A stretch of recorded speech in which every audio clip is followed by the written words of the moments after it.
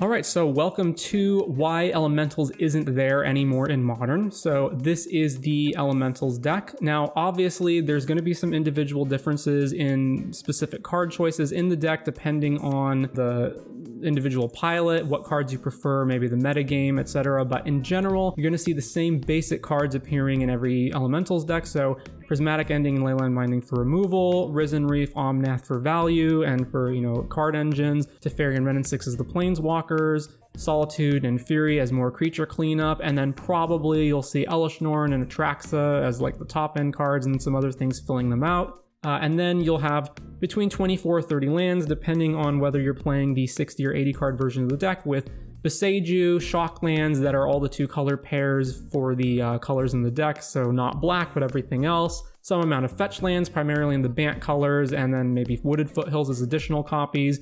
Some snow basics, for Ice-Fang Coatl and getting around Blood Moon and whatnot, or Abundant Growth if you're playing that. And then, 1 or 2 Triumphs. So this is going to be the general overview of the deck. Now, the overall strategy of Elementals is, of course, to play a long, value-based game that's supposed to grind through other mid-range and control decks. You use Omnath, Risen Reef, Teferi, Ren and 6 to get up on cards and outvalue people, Prismatic, Leyline, Solitude, Fury, whatever, to answer all of their creatures or other permanents in the case of Prismatic and Leyline Binding, and then Elesh Norn to double up on triggers and such, and then Atraxa maybe is a top-end, big card accrual engine. So you may be wondering, what is the difference between the 60 and 80 card versions? Why is this deck why are any 80 card versions of this deck exist, right? Obviously, so when Yorion was still in the format, that's the origins of this deck. When Yorion was still in the format, why, you had to play 80 cards because that's its deck building restriction. But now that Yorion is banned, why are we playing 80 cards? Well, there's various aspects of this deck that benefit from having 80 cards, and you can't really cut it down to 60 cards without losing a lot of things. So first of all is the mana base. So in this deck, obviously, you want a whole bunch of fetch lands because you want to be able to trigger Omnath, and because you want Ren and 6 to always be able to recoup a land and keep, plussing to get more lands back every single turn. And also by having Ren and 6 always get a fetch land back, you always have a fetch land for Omnath. But what that means is you still need all of these shock lands, because you still need every fetch land in your deck to be able to grab every color. So for example, if you decide, okay, I don't want to play, Steam Vents anymore, let's say, well, now Misty Rainforest can't get red mana, that's untapped. So you still need your 6 shock lands in all the various colors. You still need your Triumphs because you still need to be able to cast Leyline Binding. You need black mana, so that Leyline Binding costs 1 mana, or so that you can hard cast Atraxa. You need your basic lands because you need to be able to play around Blood Moon, and because if you're playing Abundant Growth, you want to be able to fetch a basic forest for Abundant Growth. You want snow basics if you're playing Ice-Fang Coatl, and sometimes against aggressive decks like Burn, you want to be able to fetch out your basics without taking as much damage. So you do need your basic lands. You probably want Boseiju, since Boseiju is good against a lot of the issues that you're going to have. It's a main deck answer that you can use to get rid of artifacts, enchantments, and lands, and Ren and 6 can keep recurring it, and one of the ways you can win the late game is by Boseiju locking your opponent by plussing Ren and 6 and getting Boseiju back, and then basically wastelanding them out of the game over and over and over. Now, if you go down to a 60 card version of this deck, that means you got to cut a bunch of lands. That means 6 lands have to go. And the problem is, you don't want to cut anything.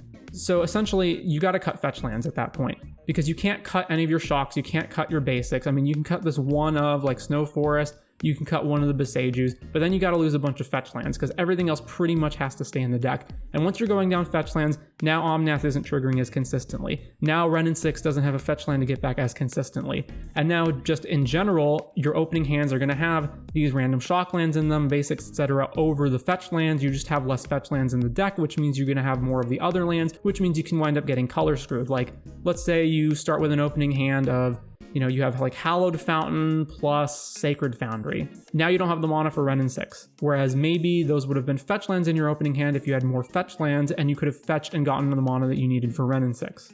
So this winds up being a problem. And another problem is that you have a lot of individual cards that serve as specific answers to things that you need in this deck that you can't relegate to only sideboards, that you have to cut if you go down to 60 cards. You can't keep everything, so you do have to cut stuff. So first of all is Abundant Growth. So Abundant Growth is really valuable as an answer to Blood Moon. It means that you can have this card that you can go get off of just your first basic forest, or you can put it on non-basic lands. So you can have like, you know, let's say a breeding pool, and then you can abundant growth on the breeding pool, and then it will still tap for every color even when Blood Moon's in play. So abundant growth is really valuable for that. But if you're going down to 60 cards, then abundant growth has to go. It's just one of these, you know, extra filler cards that you don't need, and that means that the deck is much more susceptible to Blood Moon. So one of the downsides of having an 80 card deck is, of course, you're introducing additional inconsistency into the deck. So even though the ratio of lands to spells is the same as it would be in a 60 card deck, you still have more in terms of raw numbers of spells and lands, which means you're more likely to get flooded and you're more likely to get screwed. And secondly, it creates problems where the worst cards in your deck are now showing up and your best cards are showing up less. So if I'm playing against Burn and I really need to see Omnath, now I have 20 additional cards in my deck and I'm less likely to see Omnath. If I'm playing against a deck where I really need removal spells, even though we have a lot of them, I'm now less likely to see them because we have 20 extra cards in the deck. If I really need to see Fury against, you know, Hammer Time, let's say, I only have one Fury in my deck, I have 80 cards, I'm very unlikely to see Fury, yes, even with Eladamri's Call. And you're also less likely to see red cards that you can actually pitch to Fury. Your only red cards are Omnath and Renin 6. Now you have 80 cards in your deck, you're less likely to see either of these cards individually, you have less cards to pitch to Fury. And of course, you're less likely to see your sideboard cards. So if you really need to see Force of Vigor against Hammer, or you really need to see Chalice of the Void against the Cascade decks, or you really need to see your extra copies of Beseiju against Tron, you have 80 cards, you're much less likely to see your individual sideboard cards. And then another thing is Elesh Norn. So Elesh Norn is obviously great in the deck because it's doubling up on all of these enter the battlefield triggers that you're getting from all your cards. So Abundant Growth, you get double draws. Ice-Fang Coatl, you get double draws. Omnath, Risen Reef, double draws. Leyline Binding, you get to exile 2 different things. Solitude, you exile 2 different things. Fury does 8 damage divided however you want. And, you know, especially if you have Elesh Norn plus Atraxa, you just gain a gajillion cards. It's fantastic. And it does shut down opposing ETB triggers from things like the Mirror, from Amulet Titan. Elesh Norn can be a single win con card against Amulet Titan. But Elesh Norn represents a really big problem in the Mirror. So because Elesh Norn is so good in the deck and against the deck, it means that when Elesh Norn's in play, a bunch of your cards stop working. So Solitude doesn't do anything, Fury doesn't do anything, Leyline Binding doesn't do anything, Omnath, Risen Reef, Abundant Growth, Coatl, none of these cards trigger, you can't draw, and it becomes really hard to answer an opposing Elesh Norn because essentially, once you have Elesh Norn on the other side of the field, the only cards that you have to answer it are either Teferi bouncing it for 1 turn and then they just replay it and then you're in the same predicament, or you have Prismatic Ending on 5. And the issue is that's just not enough. You're not going to reliably have access to Prismatic Ending to answer Elesh Norn every time your opponent has it, which means you need more cards, so that's where March of Otherworldly Light comes in, where you have more answers to Elesh Norn. And then March, you know, incidentally answers other things, like it's just more removal against decks like Hammer Time and other cheap stuff, against Urza's Saga, against Amulet Titan, and so on. Now, that is the idea behind the 80 card version of the deck. So let's go through some of the problems that I think. And I'm going to start with some of the commonly played cards in the deck that I don't think are actually very good. And let's start with Ice-Fang Coatl. So the problem with Ice-Fang Coatl is that it's just worse than Wall of Omens, and there's a couple of reasons for that. So you might look at Ice-Fang Coatl and think, well, what's really the difference? They're both 2 mana cards, they're both drawing a card when they enter, and you know, Ice-Fang Coatl has Flash, Flying, and Death Touch, so isn't it better than Wall of Omens? And the answer is no, it's not. And let's start with the whole Death Touch thing. So the problem with Death Touch is that you need to fetch a bunch of basic snow forests in order to get that Death Touch online. And the issue with that is this. You need access to lots and lots of colors. You need access to be able to play Renin 6 on turn 2 reliably. You need to be able to start casting Leyline Binding for 1 mana. You need all these different colors for Omnath. Your deck is very, very color hungry. And outside of the times when you're going to fetch basic forests, like against, you know, Blood Moon because you're trying to play around it, you're usually not fetching that many basics, which means you usually don't have enough snowlands in play. And even in the cases where you do have enough snowlands, like let's say, you fetch turn 1, snow-covered forest, and you put like an Abundant Growth on it. And turn 2, you fetch your second snow-covered forest, and now you have Renin 6 in play. And then you can get the third snow-covered forest, and now Ice-Fang Coatl is turned on. That really doesn't happen that much. So there are times when you fetch snow basics. So you fetch, turn 1 forest to get Abundant Growth. You will fetch snow basics to get around Blood Moon. And you will sometimes fetch snow basics to not take damage against like deck like Burn, but that is not very often. And what happens more often is that you are fetching your Triomes, your Shocklands, and the Ice-Fang Coatl just doesn't have Death Touch. So ultimately what winds up happening is that the Death Touch usually isn't online, but you might say, okay, well, isn't it still good otherwise? And the answer is not really. So this stat line is actually very important here. So the 1 power, sometimes you'll be able to kill like a Teferi that went down to 1 counter, but usually you won't be able to. So usually this 1 power is not relevant. And again, the deck is elementals. You're playing a long value, mid-range, grindy game plan. Your deck is not set up to be aggressive or put the opponent under pressure. This 1 extra power from this flying creature is not really that relevant. And as a blocker, it's not really that great either. So there are situations where it's better than Wall of Omens. So specifically against flying creatures like Murktide or against Hammer Time decks, if they're trying to hit you with like an Ornithopter or an Inkmoth Nexus, it can block those cards. But pretty much in every other situation, Wall of Omens is going to be the better card. Against Ragavan, against Yawgmoths, random beaters, against any sort of like swarmy creature deck like 8-Whack or the tribal decks, humans, merfolk, whatever, Wall of Omens is going to be a way better blocker than Ice-Fang Coatl. And you might say, well, I just mentioned Ragavan. Doesn't Ice-Fang Coatl block Ragavan? And the answer is not really. And that's because this 1 toughness is a huge liability. This 1 toughness means that Ice-Fang Coatl dies to every single removal spell in the format. And so it's very unlikely that, say, your Murktide or Scam opponent that played Ragavan on turn 1 is not going to have access to Bolt or Unholy Heat or some way of getting Ice-Fang Coatl off the field. Whereas Wall of Omens will very often, it survives Bolt, and usually they don't have Delirium on like turn 2 or something, so it survives Unholy Heat. So there's a lot of things that Wall of Omens survives through and is able to just block better. And then additionally, it's nice that Wall of Omens is white and thus pitchable to Solitude, whereas Ice-Fang Coatl is not. So next, let's talk about March of Otherworldly Light. And the problem with March of Otherworldly Light is that it's just 2 mana inefficient. Having to pay 1 more mana than the mana value of whatever you're exiling is just too inefficient. Now, there is an exception to that, and that is Urza Saga. So specifically, Urza Saga is very important, and only having to pay 1 mana to exile Urza Saga is pretty good.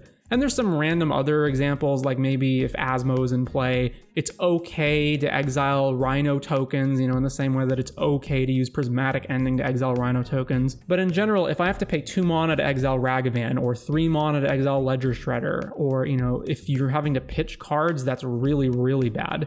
In general, this card is just way too inefficient. It's too much mana for what it's trying to do. And I think if it weren't for cards like Urza Saga for super important artifacts and enchantments that March can hit, like Saga, like Amulet of Vigor, like Colossus Hammer, Sigarda's Aid, I do not think this card would see play. So the next one is Eladamri's Call, and once again, this is the same exact principle as March of Otherworldly Light, where even though, yes, it is nice to be able to have this card that's a sort of Swiss Army knife and can get all of your different creatures, having to pay 2 more mana for them is bad. If you were to look at any of these creatures and say, okay, add 2 mana as a tax to the creature, is it still playable? No, it's not.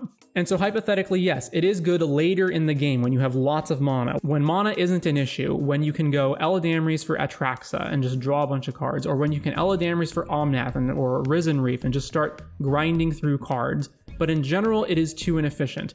Now, the exceptions I would make to that are specifically when you go turn 2 Eladamri's Call and then turn 3 Risen Reef, when you're going to have, let's say, a second Risen Reef, or when you're going to immediately follow Risen Reef up with some Evoke Elementals, then it can be good. Or when you're playing against like Burn, for example, and you go Eladamri's Call for Omnath, because Omnath's the most important card in that matchup, then it can be good. But generally, it's again just too inefficient, too bad on tempo. It's too bad to have to pay 2 extra mana to cast all of your spells. If 2 extra mana and having to wait a turn was a really good effect, then every black deck would play Profane Tutor, and obviously they don't. And that leads me to Endurance. Now, Endurance, I think, is actually much worse than what people give it credit for. Now, there are decks where Endurance is good, and I think a deck like, let's say, Rhinos or Yawgmoth, decks like those, Endurance is good. And the reason is, let's say you're playing against a Graveyard Synergy deck, and you are playing Rhinos, or you're playing Yawgmoth. Your opponent is doing their Graveyard Synergy thing, and you cast Endurance, you slow them down, and then you cascade into your Rhinos, or you play your Yawgmoth and you draw a bunch of cards. And so you're getting towards that beatdown or combo game plan, and Endurance is the bridge that's letting you get there. It's that piece of disruption that is slowing your opponent down just long enough for you to actually, get over the hump and kill them before they can get back into the game.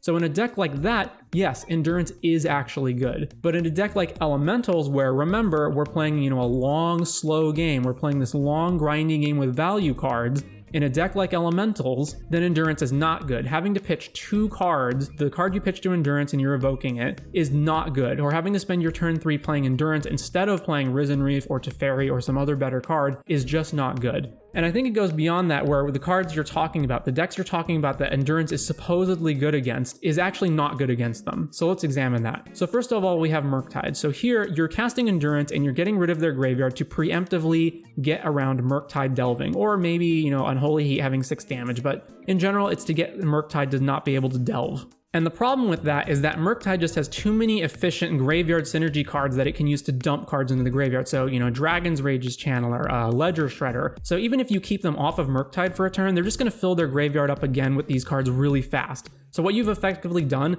is you've exiled a green card and you've pitched Endurance. So you've spent 2 cards to not even answer a card, to just delay a card from coming down for a turn. Which, again, if you're in a deck like Rhinos and you're just trying to delay Murktide from coming down, you know, put 2 4/4s in play and start beating them down before they can cast Murktide, then that's great. But when you're in a deck like Elementals and you have Endurance and then your follow-up is like, you know, nothing, or you just play Omnath, but then you're still not winning the game, Endurance is just not good. And it's the same thing for Wrenn and 6. If you're answering one single fetch land that Wrenn and 6 is getting back from the graveyard, that's just not good enough. Against Scam, answering their one of Scam guy. So first, it doesn't even work against Grief, because if they Grief, they don't have to cast the Malice until they take the card out of your hand. So they're just going to take Endurance. But let's say, you know, even if they're casting like Fury, and then they're Undying Malicing it back into play, you're still having to, you know, pitch a spell, cast Endurance with Evoke, and it dies. So you're answering like 2 for 2 or maybe 2 for 3, which is all right, but you can already answer their Evoke Elementals with your own Furies or Solitudes, so you don't really need Endurance there even in that situation. And then it's the same problem against Yawgmoth, where, you know, they're sacking their Undying creature and then you're going, oh, Undying trigger on the stack, cast Endurance. Well, they still have Yawgmoth in play, they're still drawing a card off the creature they sacrificed.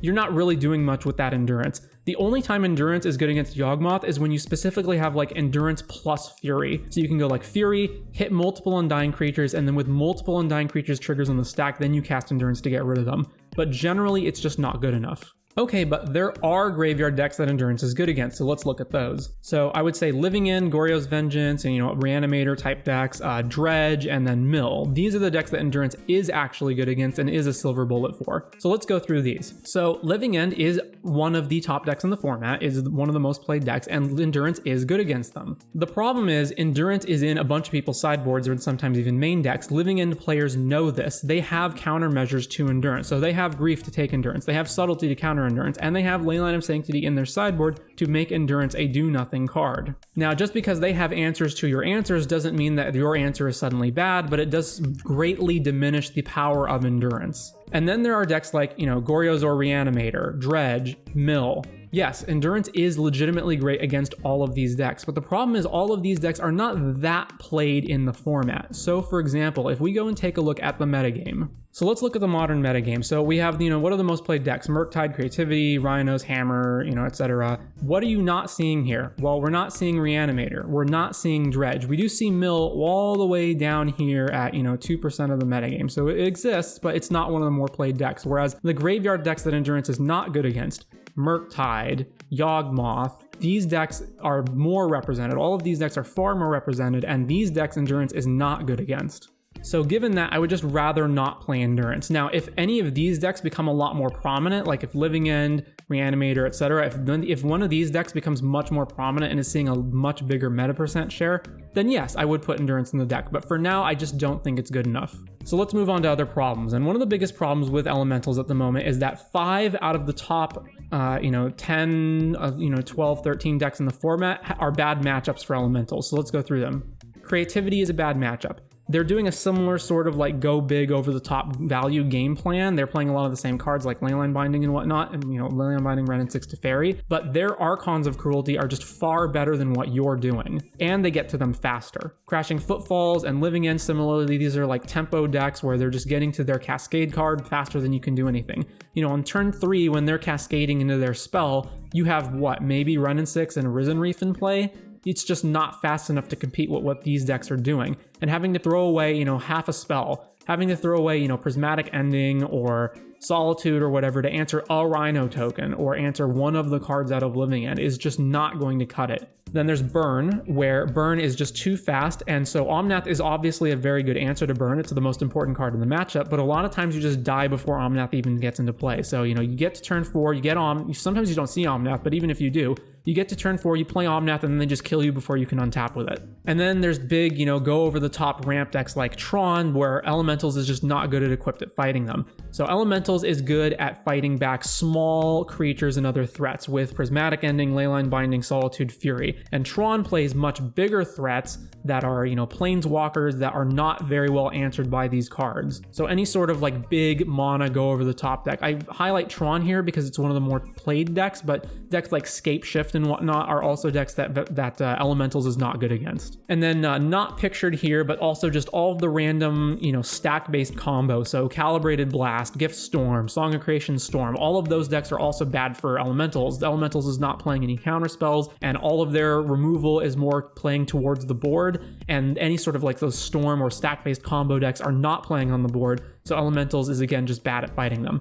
And then finally, Blood Moon. Any deck playing Blood Moon is just a huge problem for Elementals, and you do have ways around it. You do have some removal spells that can get rid of it, or Abundant Growth or whatnot, but it still just represents a really big problem, and you can easily just lose the game to an opponent playing a Blood Moon. So all of these problems come down to the issue of, while Elementals does have a great value game plan and it has a good long game, it's just not fast enough. And every time that someone has tried to play cards that speed up the deck, so playing Ragavan in the deck, or playing Utopia Sprawl in the deck, playing any of these cards that would speed the deck up, the problem is that they just do not synergize with the rest of Elemental's plans. So for example, let's say you play Utopia Sprawl in the deck. It's only pretty much good on turn 1 exactly, in trying to get you to like a Teferi or a Risen Reef earlier than you would normally be able to get to, or Omnath on turn 3. Otherwise, later in the game, it's a dead card. And you might say, well, that's the case all the time. Mon Acceleration is always bad later in the game. Play your Elvish Mystics and Arbor Elves and whatnot later in the game, they're bad. The difference is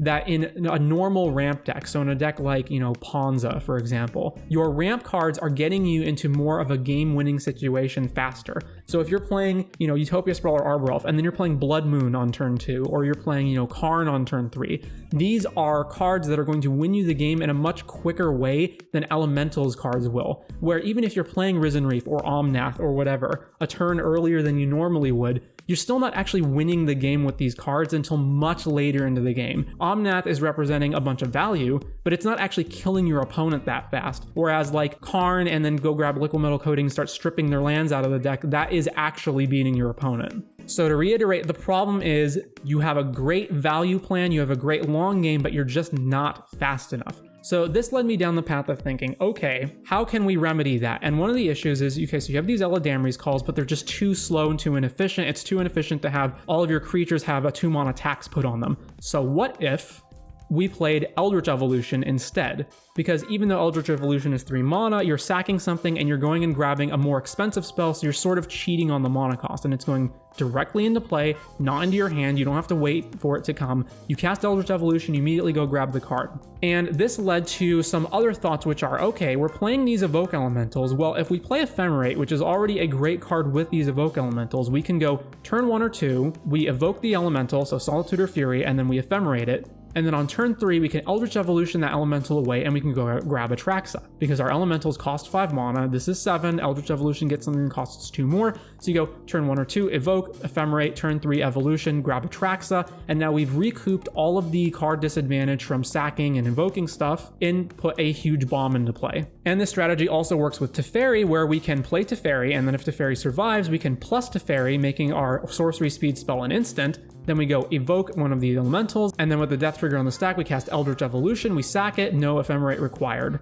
So this presented a much more appealing game plan of what we could do. And this led to other things where now our Wall of Omens are not these dud 0/4 cards, or Coatl if you prefer that. Now we can Eldritch Evolution these cards into Omnath turn earlier than we normally would. So one of the issues, say, with Omnath is that, for example, against Burn, you might get to turn 4 play Omnath and then they just kill you before you can untap. Now we can turn Evolution, we can turn our 2-drops into an Omnath to turn earlier and get going faster. So this is ultimately solving the speed problem that we're encountering in Elementals. But then this led me to thinking, wait a minute, what if we could do something even more powerful than this, and we could turn Eldritch Evolution into a way to just win the game on its own? And this led me to Scion of Draco. What if we play Scion of Draco over Wall of Omens? After all, we're already playing a deck that's playing a bunch of, different types of lands. We can go turn 1, fetch a Triumph, turn 2, fetch a Shockland. That's a different, the 2 other types that the Triumph wasn't. So like turn 1, go fetch, Zagoth Triumph, and then turn 2, fetch Sacred Foundry, cast Scion of Draco. And then on turn 3, we can Eldritch Evolution Scion of Draco away.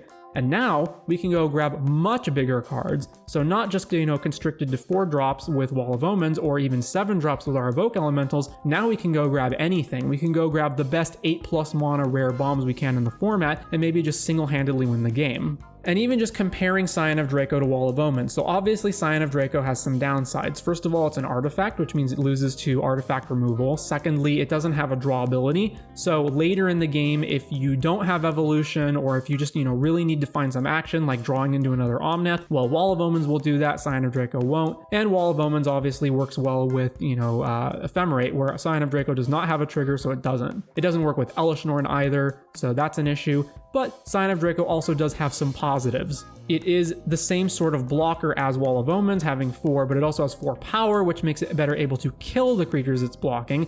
It also makes it an actually good attacker, unlike something like Ice-Fang Coatl, so you can actually beat your opponent down with it. It actually trades 1-for-1 with a Rhino token, where Wall of Omens would just die. It has flying, so it does get those abilities to, block flying creatures like Inkmoth Nexus, like Murktide Regent if you have to. And while most of these abilities down here that it grants are not that relevant, they sometimes are. So it is kind of awkward that a lot of the abilities that it grants are either irrelevant or they already exist on the creature you're giving them to. So for example, if you have Fury, well, it gives first strike to Fury, but that doesn't matter because Fury already has double strike. But sometimes the ability is actually relevant. So it gives Vigilance to Solitude in the same way that like Kahira would when you ran Kahira as a companion. It gives Hexproof to blue creatures, which means Risen Reef and more importantly Omnath get Hexproof when Scion of Draco is in play. So is it that likely that you're going to have Scion of Draco in play with those other creatures, especially when the plan is to Eldritch Evolution away Scion? No, it's not that likely, but it is a benefit that it has. So I don't think you could definitively say that Wall is better than Draco or that Draco is better than Wall, but they're sort of equivalent, but it has this much better Eldritch Evolution payoff. So with Scion and Eldritch Evolution in the deck, that led to going down quite the rabbit hole. So with Scion of Draco getting Eldritch Evolution away, we are going to put a bunch of big bomb finishers in our sideboard depending on the matchup. So the first one is Iona. So Iona can single-handedly win the game against various decks. So for example, Hammer Time, you name white and they pretty much die. Yes, they can still cast Colossus Hammer. They do still have Urza's Saga and they can make construct tokens and they can fetch Colossus into play with the Saga. But all of their other white cards are shut down. So if they do not already have Pure Steel or Sigarda's Aid in play, then Colossus Hammer doesn't really do anything. If they do not already have Stoneforge in play, then they can't cheat Cauldron to play. This will shut down Hammer Time to a big degree. Similarly, against Yawgmoth, you can name green and now Chord of Calling cannot be cast. Eldritch Evolution cannot be cast. Grist cannot be cast. Most of the cards in their deck cannot be cast. The only cards that can are Yawgmoth itself, which doesn't really matter if you can't cast anything else. They have 1 Blood Artist in their deck that they can cast, which again doesn't really matter if they don't already have the combo on the board. And Yawgmoth decks will typically play like 1 hard removal spell in their sideboard, like a 1-of copy of Go for the Throat, so Iona isn't completely impervious to being removed, but with only 1 copy of it in their deck and their inability to cast any of their green spells, it basically shuts Yawgmoth down. Against Amulet Titan, you just name green and their entire deck dies. The only thing they can do is if they already have Dryad of the Elysian Grove in play, they can play Valakut to trigger, but even then they only get 2 triggers off of it, so they can't kill Iona. So for the most part, again, Amulet Titan just dies. Against Burn, you name red, and then Burn just dies. Now, Burn will sideboard in Path to Exile to answer Omnath, so they will have answers to Iona, but again, it's only going to be like 2 or 3 cards in their deck. For the most part, you name red, they can't cast anything. And then lastly, Iona is also great in the mirror. So against the opposing Elementals deck, all their white cards shut down, which means Leyline Binding cannot be cast, Teferi, Solitude, so nothing answers Iona. Omnath cannot be cast. All of their white spells are shut down, and therefore Iona just wins the game. Now, prominently excluded here, I would say, is Murktide. You might be thinking, well, why can't you just play Iona against Murktide? Well, Murktide is not exactly answerable. So first of all, Eldritch Evolution is bad against any deck that's playing counter spells because it's just too risky to sack your creature and then maybe Eldritch Evolution just gets countered. Secondly, if you name red to shut off the burn spells, they do still have answers to Iona. They have usually 1 copy of Brazen Borrower and 1 copy of Otawara, which might not seem like much, but it is enough. They do have Consider and Ledger Shredder to potentially potentially be able to dig for them and then just bounce it back to your hand, and then once it's in your hand, you probably can't replay it. Plus, Murktide is just bigger than Iona, so if they get Murktide down, then it can just actually attack or block Iona without issue. Or, alternatively, if you name blue, Otawara still bounces it, and then they can double removal spell it. So they can cast Unholy Heat plus Bolt, or like attack with a Ragavan, and then if you block, they heat it. So it doesn't answer them. It does answer Scam pretty well, because Scam is not playing counter spells, and against Scam you can name red or black. So Scam will play Terminate. It shuts down Terminate in either way. You probably just name red, because without red they cannot play Fury and get Fury back, and they cannot play any of their burn spells, which just leaves their only out really being like Dothy Voidwalker to potentially like exile a spell from you that can get rid of Iona, but for the most part, again, you name red and they die. So Iona does have the ability to largely answer a whole bunch of decks, especially top tier decks in the format. So next up is Progenitus. I wanted something that could be able to be a mirror breaker against elementals. So Iona, while it's pretty good, doesn't necessarily completely answer them, whereas Progenitus will just completely answer them. So now, yes, they can still cast all their spells, but nothing can target Progenitus. So Binding, Teferi, Solitude, nothing actually bounces Progenitus. They can't block it with anything, which means you'll kill them in 2 turns. Maybe they can gain some life if they trigger Omnath or attack you with Solitude or something, but most part they're going to die in 2 to 3 hits. And while this does have the potential to maybe be an unbeatable finisher against some other kind of slow, grindy deck, it's primarily here for the mirror. Now, normally, the Eladamri's Call versions of these decks would be playing Emrakul, because you can Eladamri's for it, but if you evolution for Emrakul, you don't get the cast trigger, which is why I wanted Progenitus instead. So moving on, we have Ixidron. Now, Ixidron was the answer to Elesh Norn. So remember how Elesh Norn is really, really bad in the mirror, because it means that all of your triggers get shut down, including Solitude and Leyline Binding, to actually answer Elesh Norn. And the problem was that there was really no creature that you could Eldritch Evolution for that would get rid of Elesh Norn. So creatures typically used to answer other creatures that you could tutor for, like Deputy of Detention, like Solitude. These creatures wouldn't work with Elesh Norn in play. But Ixidron, if you read its ability, says as Ixidron enters play. So not a triggered ability on enter, it's a replacement effect as it enters the battlefield, which means that Ixidron actually does answer Elesh Norn. And the great part about this is that this also answers other things. So for example, against Yawgmoth. So let's say you're playing against the Yawgmoth deck and you have like a 3-drop that you're going to Eldritch Evolution away, or you have Scion of Draco. Who in the right mind is going to be thinking of Ixidron as a possible thing that you're going to grab with Eldritch Evolution? I mean, does anyone even know Ixidron exists? Did you even remember Ixidron before I brought it up in this video? So obviously, what is the Yawgmoth player going to think when you Eldritch Evolution away? Well, they're naturally going to think that you're going to grab Solitude or Fury to try to answer their Yawgmoth, and then they can just sack their creatures in response. And instead what you do is you grab Ixidron, and because it's an as it enters ability, this ability cannot be responded to. So once Eldritch Evolution resolves, Ixidron immediately hits the field and its ability resolves before they can answer it, before they can respond to it. So it comes in, Yawgmoth and all the Undying creatures and everything else flip face down, boom.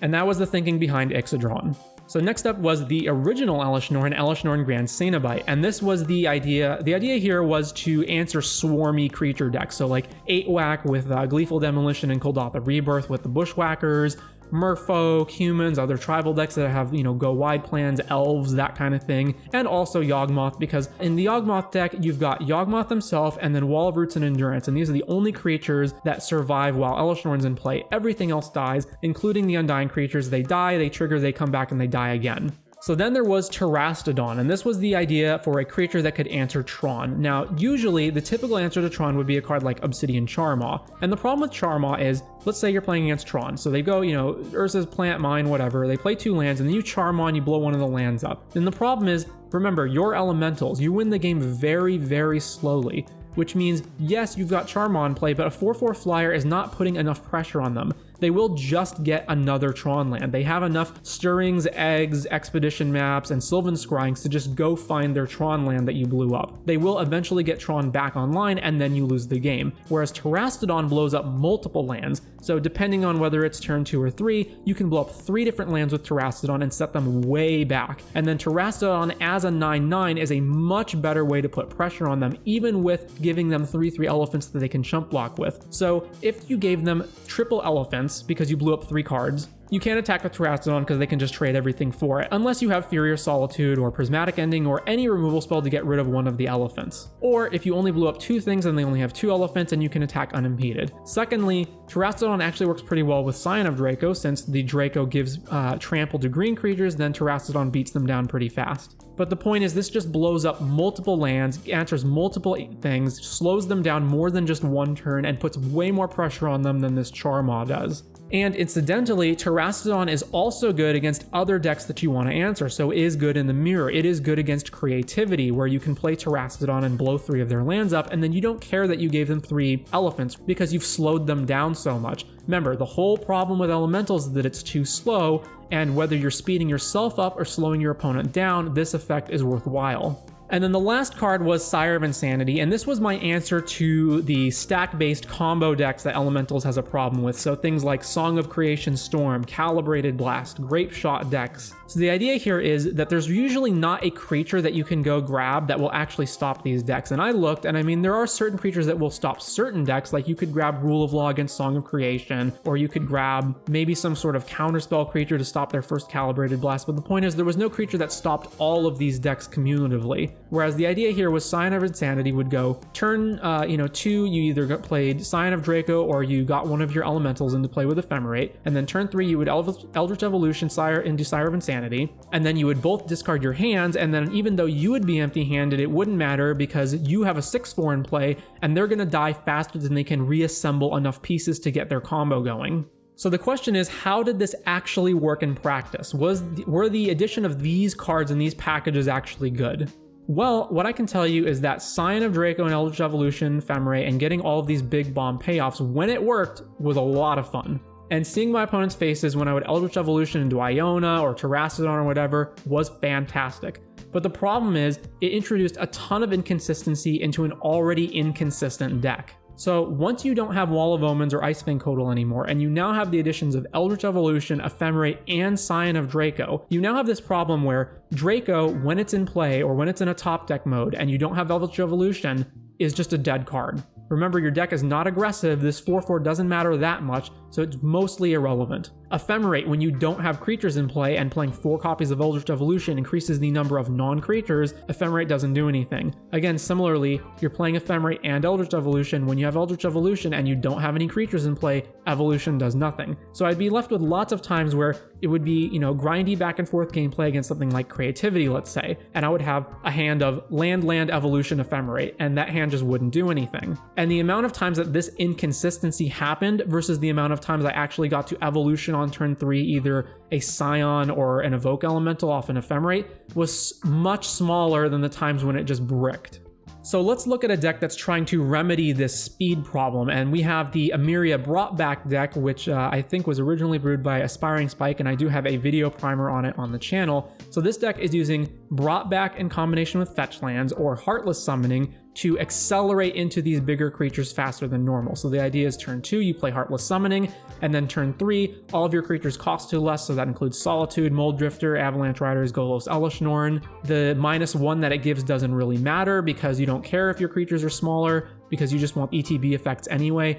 And with Brought Back, you can go turn 1, play a fetch land, don't crack it. Turn 2, you play another fetch land, fetch, you grab 2 planes, you play Brought Back, you bring the 2 fetch lands back into play, and then next turn you play another land and you have 2 more fetch lands to crack, and now you're at 5 mana on turn 3. And playing something like, Elesh Norn on turn 3, much better than if you have to wait all the way till turn 5. And this was a promising idea, but there's multiple problems with this idea. So first of all, by playing Heartless Summoning, you're now highly incentivized to play a bunch of creature threats, which means good cards like Renin 6, like Teferi, are now not in the main deck anymore. And also, Heartless Summoning does not work with Risen Reef because Risen Reef is a 1/1 and will therefore die with Heartless Summoning in play, and Heartless Summoning does not decrease the cost of Omnath, so you're also not incentivized to play Omnath with it. And while Brought Back is good, it's also not that consistent. You need to have 2 fetch lands in your opening hand. You need to activate either of them. Or maybe you have 2 fetch lands in your opening hand, but then you don't have Brought Back in your opening hand. Do you not crack them in case you draw it, or do you crack them to get better mana and cast things on curve? And so without all of the extra card advantage spells, without Risen Reef, without Omnath, without Teferi in the main,